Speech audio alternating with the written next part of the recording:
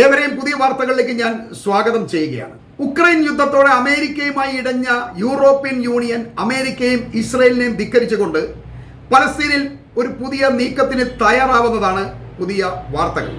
മാസങ്ങൾക്കുള്ളിൽ ഒരു പലസ്തീൻ രാഷ്ട്രത്തെ അംഗീകരിക്കാൻ ഫ്രാൻസും മറ്റു ചില യൂറോപ്യൻ രാജ്യങ്ങളും പദ്ധതിയിടുന്നുവെന്നും ഇസ്രയേൽ പലസ്തീൻ സംഘർഷം പരിഹരിക്കാൻ ഏറ്റവും നല്ല വഴി ഇത് തന്നെയാണെന്നും ജൂണിൽ ന്യൂയോർക്കിൽ നടക്കുന്ന UN സമ്മേളനത്തിൽ ഇത് സംബന്ധിച്ച ചർച്ചകൾ നടത്തുമെന്നും ഫ്രഞ്ച് പ്രസിഡന്റ് ഇമ്മാനുവൽ മാക്രോൺ ബുധനാഴ്ച ഫ്രാൻസ് 5 എന്ന ടെലിവിഷൻ ചാനലിന് നൽകിയ ഇന്റർവ്യൂവിലൂടെയാണ് ഇക്കാര്യം പുറത്തുവിടുന്നത്. പലസ്തീൻ രാഷ്ട്രത്തിന്റെ അംഗീകാരത്തിന്റെ പാത നാം സ്വീകരിക്കണമെന്നും അതിനാൽ വരും മാസങ്ങളിൽ നമ്മൾ ചെയ്യാൻ പോകുന്നത് പലസ്തീനെ അംഗീകരിക്കുക എന്നുള്ളതാണെന്നും മാക്രോൺ പറയുന്നു. ഇക്കഴിഞ്ഞ ദിവസങ്ങളിൽ ഫ്രഞ്ച് പ്രസിഡന്റായ ഇമ്മാനുവൽ മാക്രോൺ ഗാസ അതിർത്തി സന്ദർശിച്ചിരുന്നു. അതിനുശേഷമാണ് അദ്ദേഹത്തിന്റെ ഈ പുതിയ പ്രഖ്യാപനമുണ്ടായത്. അദ്ദേഹം ഗസയിൽ ഇസ്രായേൽ ഇങ്ങനെ നിരന്തരമായ കൂട്ടക്കൊല ചെയ്യുന്നതിനെ തുടർച്ചയായി വിമർശിക്കുന്ന ഒരാൾ കൂടിയാണ് എന്ന് നമ്മൾ മനസ്സിലാക്കണം. അത് തന്നെയുമല്ല, ജൂണിൽ സൗദി അറേബ്യയുമായി ചേർന്ന് യൂറോപ്പിൽ നടത്തുന്ന സമ്മേളനത്തിന് ഫ്രാൻസ് ആണ് നേതൃത്വം നൽകുന്നത്. നിരവധി യൂറോപ്യൻ അറബ് രാജ്യങ്ങൾ പങ്കെടുക്കുന്ന ഈ സമ്മേളനത്തിൽ പലസ്തീൻ രാഷ്ട്രത്തിന് അംഗീകാരം നൽകിയും പുതിയ രാഷ്ട്രത്തെ സ്വാഗതം ചെയ്തുകൊണ്ടുമുള്ള നീക്കമാവും നടക്കുക എന്ന് മാക്രോൺ പറയുന്നു. ഇത്തരമൊരു നീക്കം അറബ് രാജ്യങ്ങളെ പ്രീതിപ്പെടുത്താനോ അവരുമായുള്ള ഐക്യത്തിനോ വേണ്ടിയല്ല ഞങ്ങൾ ചെയ്യുന്നത് എന്ന് മാക്രോൺ എടുത്തു പറയുന്നുണ്ട്. പലസ്തീൻ എന്ന രാഷ്ട്രം ഒരു ന്യായമായ അവകാശമാണ്. പലസ്തീനെ നിരന്തരം ആക്രമിക്കുന്ന ഇസ്രായേലിനെ നിയന്ത്രിക്കുക മാത്രമല്ല, ഇസ്രായേലിന് ഇപ്പോഴുള്ള സ്ഥിരമായ ഭീഷണികളിൽ നിന്നും ഇസ്രായേലിന് രക്ഷപ്പെടാനും ആ രാജ്യത്തിന് മറ്റു രാജ്യങ്ങളുടെ അംഗീകാരം നേടാനും ഇതുകൊണ്ട് ഉപകരിക്കും എന്ന് ഞാൻ പ്രതീക്ഷിക്കുന്നതായി ഇമ്മാനുവൽ മാക്രോൺ കൂട്ടിച്ചേർത്തു. ഇത് മിഡിൽ ഈസ്റ്റിനെ സംബന്ധിച്ച് വളരെ ശുഭകരമായ ഒരു വാർത്ത തന്നെയാണ്. അംഗീകരിക്കപ്പെടുന്ന ഒരു രാഷ്ട്രമാകുന്നതോടെ പലസ്തീന് ഐക്യരാഷ്ട്രസഭയിൽ അംഗീകാരം നേടാനും അതോടെ ഇസ്രായേലിന് പലസ്തീനികളുടെ മേൽ ആധിപത്യം നേടാനും അവരുടെ സ്വാതന്ത്ര്യത്തിലും അവരുടെ ആഭ്യന്തര കാര്യങ്ങളിലും നിരന്തരമായി ഇടപെടുകയും പലസ്തീനികളെ ഇസ്രായേലി ജയിലുകളിൽ പൂട്ടിയിടുകയും ചെയ്യുന്നതിന് ഒരു നിയന്ത്രണം ഉണ്ടാകും എന്ന് നമ്മൾ മനസ്സിലാക്കണം. എന്നാൽ ഫ്രാൻസിൻ്റെയും യൂറോപ്പിൻ്റെയും ഈ നീക്കം ഇസ്രായേലിനെ വല്ലാതെ അങ്കലാപ്പിലാക്കിയിട്ടുണ്ട് എന്ന് വേണം പറയാൻ. ഭീകരതയ്ക്കുള്ള പ്രതിഫലം എന്നാണ് ഇസ്രായേലിൻ്റെ വിദേശകാര്യമന്ത്രി ഗിഡിയൻ സാർ ഇതിനെക്കുറിച്ച് പറഞ്ഞത്. ഇസ്രായേലിനെ ധിക്കരിച്ചുള്ള ഈ നീക്കം വിപരീത ഫലം ഉണ്ടാക്കും എന്നാണ് ഗിഡിയൻ സാർ പറയുന്നത്. നമുക്കെല്ലാവർക്കും പരിചിതമായ യാഥാർത്ഥ്യത്തിൽ നിന്നും ഒരു സാങ്കല്പിക പലസ്തീൻ രാഷ്ട്രത്തെ ഏകപക്ഷീയമായി അംഗീകരിക്കുന്നത് ഭീകരതയ്ക്കുള്ള പ്രതിഫലവും ഹമാസിനെ ശക്തിപ്പെടുത്തുന്നതുമായിരിക്കും. ഇതുപോലെ ചെയ്യുന്ന ഈ കാര്യങ്ങൾ നമ്മുടെ മേഖലയ്ക്ക് സമാധാനവും സുരക്ഷയും സ്ഥിരതയും ഒന്നും കൈവരിക്കാൻ കഴിയില്ല എന്നുള്ള കാര്യം ഉറപ്പാണ്. അത് കൂടുതൽ ഈ മേഖലയെ സംഘർഷഭരിതമാക്കും എന്നാണ് ഈ ഗിഡിയൻ സാർ എക്സിലൂടെ ലോകത്തെ അറിയിക്കുന്നത്. എന്നാൽ ഇസ്രായേലിന്റെ വിദേശകാര്യ മന്ത്രി ഇങ്ങനെയൊന്നും പറഞ്ഞതും കാര്യമാക്കാതെ ഇറാന്റെ കാര്യത്തിലും ഇത്തരമൊരു കൂട്ടായ്മയ്ക്ക് യൂറോപ്പ് ശ്രമിക്കും എന്നാണ് ഇമ്മാനുവൽ മാക്രോൺ പറയുന്നത്.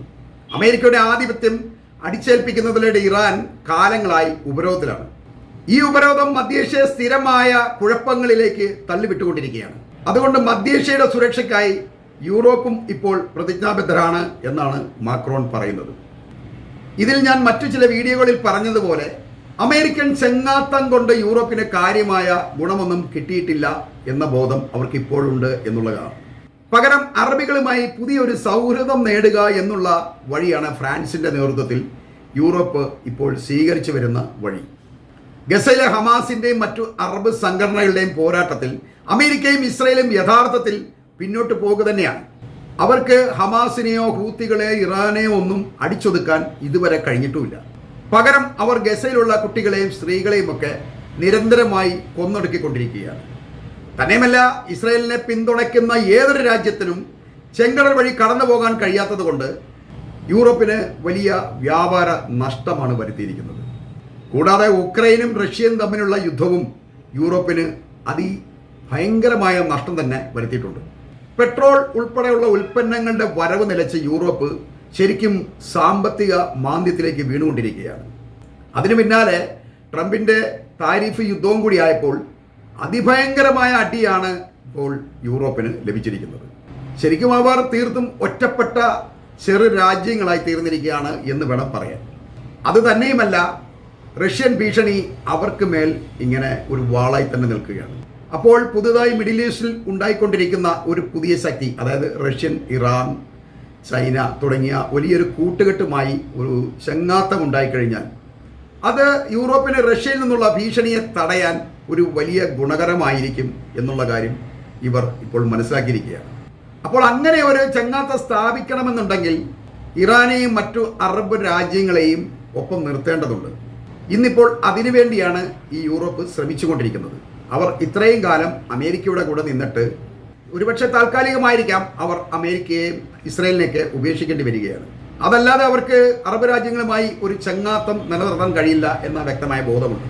1.5 കൊല്ലമായി 10,000-കണക്കിന് ആളുകളെ കൊന്നൊടുക്കുന്ന ഇസ്രയേലിന്റെ നടപടി ഇതുവരെ കാണാതിരുന്ന ഈ യൂറോപ്യൻ രാജ്യങ്ങൾ സ്വന്തം രാജ്യങ്ങളുടെ നിലനിൽപ്പ് ഭീഷണിയാവുന്നു എന്ന് കണ്ടപ്പോഴാണ് അറബ് രാജ്യങ്ങളുമായി അടുക്കാൻ ശ്രമിക്കുന്നത് എന്ന് നമ്മൾ പ്രത്യേകം ശ്രദ്ധിക്കേണ്ടതാണ്. ഇസ്രായേലിനെ പിന്തുണച്ചുകൊണ്ട് ഇപ്പോൾ യൂറോപ്പിന് വലിയ കാര്യമായ ലാഭമൊന്നുമില്ല.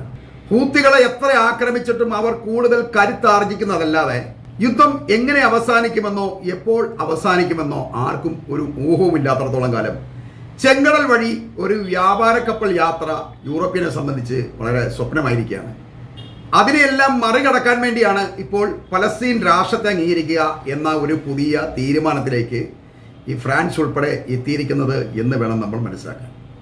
പലസ്തീൻ ജനതയുടെ അവകാശങ്ങൾ സംരക്ഷിക്കാനാണ് ഞങ്ങൾ പലസ്തീൻ രാഷ്ട്രത്തെ പിന്തുണയ്ക്കുന്നത് എന്നൊക്കെ മാക്രോൺ പറയുന്നുണ്ടെങ്കിലും അതിൻ്റെ പിന്നിൽ യൂറോപ്പിൻ്റെ ഗതികേട് തന്നെയാണ് എന്നതാണ് സത്യം. ഇക്കഴിഞ്ഞ ദിവസങ്ങളിൽ തന്നെ ഈജിപ്ഷ്യൻ പ്രസിഡന്റായ അബ്ദുൽ ഫത്താഹ് അൽ സിസിയുമായും ജോർദാനിലെ അബ്ദുള്ള രാജാവുമായുമൊക്കെ ഇമ്മാനുവൽ മാക്രോൺ കൂടിക്കാഴ്ചകൾ നടത്തിയിട്ടുണ്ട്. അതുമാത്രമല്ല, ഗാസയിലെ യുദ്ധം അവസാനിപ്പിക്കണമെന്ന് ആവശ്യപ്പെട്ടുകൊണ്ട് US പ്രസിഡന്റ് ട്രംപുമായിട്ടൊക്കെ ഈ മാക്രോൺ ഫോൺ സംഭാഷണങ്ങളൊക്കെ നടത്തിയിട്ടുണ്ട്. അങ്ങനെ പലസ്തീൻ പ്രശ്നത്തിൽ ധൃതി പിടിച്ച വളരെ കാര്യമായ ഇടപെടലുകളാണ് ഇപ്പോൾ ഫ്രാൻസ് നടത്തിക്കൊണ്ടിരിക്കുന്നത്. ഇപ്പോൾ ഈ മാക്രോൺ ഇടപെടുന്നതിന് മുൻപ് തന്നെ കഴിഞ്ഞ വർഷം സ്പെയിൻ, അയർലൻഡ്, നോർവേ, സ്ലൊവേനിയ തുടങ്ങിയ ഈ രാജ്യങ്ങളെല്ലാം പലസ്തീൻ രാഷ്ട്രത്തെ അംഗീകരിച്ചു എന്നുള്ളതാണ് യാഥാർത്ഥ്യം. ഈ നിരന്തരമായി ഓരോ രാഷ്ട്രങ്ങളും പലസ്തീനെ ഇങ്ങനെ അംഗീകരിച്ചു വരുന്നത് ഇസ്രായേലിന്റെ രോഷത്തിന് വളരെയധികം കാരണമായിട്ടുണ്ട്. ഇക്കഴിഞ്ഞ ഓഗസ്റ്റിൽ പലസ്തീൻ അതോറിറ്റിയുമായി ബന്ധപ്പെട്ടിരുന്ന ടെല്ലവീവ് ആസ്ഥാനമായിട്ടുള്ള 8 നോർവീജിയൻ നയതന്ത്രജ്ഞരുടെ നയതന്ത്ര അംഗീകാരം റദ്ദാക്കുമെന്ന് ഇസ്രായേൽ വിദേശകാര്യ മന്ത്രാലയം പ്രഖ്യാപിച്ചതും ഈ രാജ്യങ്ങളുമായുള്ള ഇസ്രായേൽ ബന്ധങ്ങൾ അകലുന്നു എന്നുള്ളതിൻ്റെ ഒരു സൂചന തന്നെയാണ്. സത്യത്തിൽ സകല ശക്തിയും കഴിഞ്ഞ ഇസ്രായേലിനെ ഇനി യൂറോപ്പിന് ആവശ്യമില്ല എന്ന് തന്നെയാണ് കാര്യം. പകരം അറബികളെ സന്തോഷിപ്പിക്കാനാണ് ഇപ്പോഴത്തെ യൂറോപ്യൻ രാജ്യങ്ങളുടെ ശ്രമം. അവരിൽ പലരും മിഡിൽ ഈസ്റ്റ് രാജ്യങ്ങളിൽ സ്ഥിരമായി സന്ദർശനങ്ങളും നടത്തിക്കൊണ്ടിരിക്കുകയാണ്. ഈ അറബ് രാജ്യങ്ങളുമായിട്ടുള്ള യൂറോപ്പിൻ്റെ ഈ ചെങ്ങാത്തം ഇസ്രായേലിനെ ഇത്രയധികം ദേഷ്യം പിടിപ്പിക്കാൻ കാരണം ഇസ്രായേൽ ഇത്രയധികം വൃത്തികേടുകൾ കാണിച്ചിട്ടും ഇന്നേ വരെ ഒരു യൂറോപ്യൻ രാജ്യവും ഇസ്രായേൽ ഒരു തീവ്രവാദ രാജ്യമാണെന്നോ അല്ലെങ്കിൽ ഒരു ഭീകര രാഷ്ട്രമാണെന്നോ ഒന്നും ഇതുവരെ മിണ്ടിയിട്ടില്ല എന്നുള്ളതാണ്. എന്നാൽ ഈ അടുത്ത കാലങ്ങളിലായി പല രാജ്യങ്ങളും ഇസ്രായേൽ ഒരു ഭീകര രാഷ്ട്രമാണെന്ന് പ്രഖ്യാപിച്ചു തുടങ്ങിയിട്ടുണ്ട്. അതുപോലെ തന്നെ ജൂതന്മാർ തീവ്രവാദികളാണെന്നും യൂറോപ്യൻ രാജ്യങ്ങളിലുള്ള പല സംഘടനകളും വിളിച്ചു പറയുന്നുണ്ട്. 70 ലക്ഷം ജൂതന്മാരെ കൊന്നൊടുക്കിയ ഹിറ്റ്ലർ പോലും ഇപ്പോൾ ഈ യൂറോപ്യൻ യൂണിയനിലെ പല സംഘടനകളുടെയും ഹീറോയാണ്.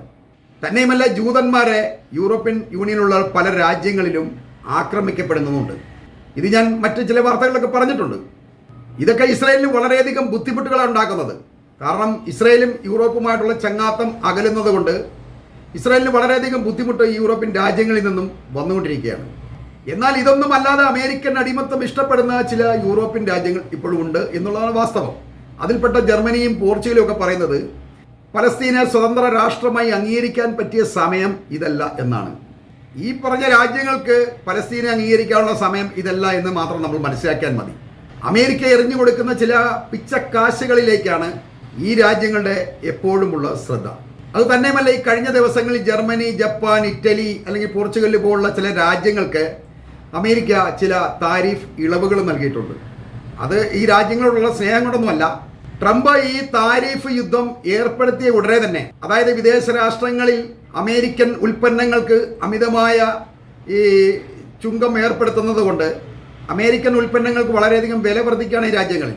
അതിനെതിരായിട്ടാണ് ഇപ്പോൾ ട്രംപ് മറ്റു രാഷ്ട്രങ്ങൾക്കെല്ലാം അതേ നിലവാരത്തിലുള്ള അതേ അളവിലുള്ള താരിഫ് ഏർപ്പെടുത്തിക്കൊണ്ട് തിരിച്ചടിക്കുന്നത്.